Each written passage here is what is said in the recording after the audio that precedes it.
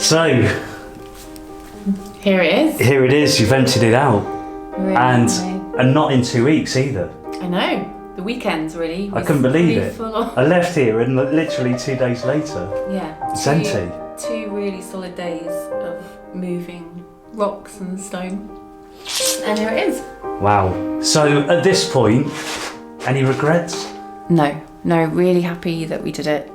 Would always have wondered what was underneath. So yeah, it's really good to see it. It was so exciting when we got to the floor and could see the bricks and the stone steps and everything. So yeah, really happy. So do you think you're actually at the bottom now? Maybe. So there's definitely a floor. But there's a little mysterious hole that was Okay. just filled in with wood. And when I took the wood out, there's another floor, or there's other bricks underneath it. So we might not be at the end yet. Well, we're not exactly sure what's going on. There's another little mystery. So yeah, there might be something else underneath. When you look at how deep it is, you would imagine it needs to go further.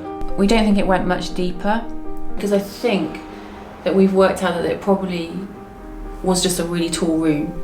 And having just tried to look around and understand a bit about what was going on, we looked up and the ceiling is lime washed just over the space of the cellar.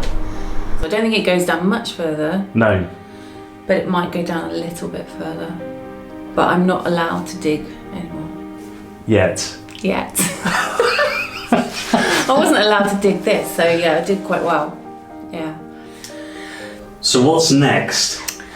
Well, there's quite a long list of jobs, but in the history that the previous owner wrote, where she mentions the cellar, she does also mention that there was a well in the lounge.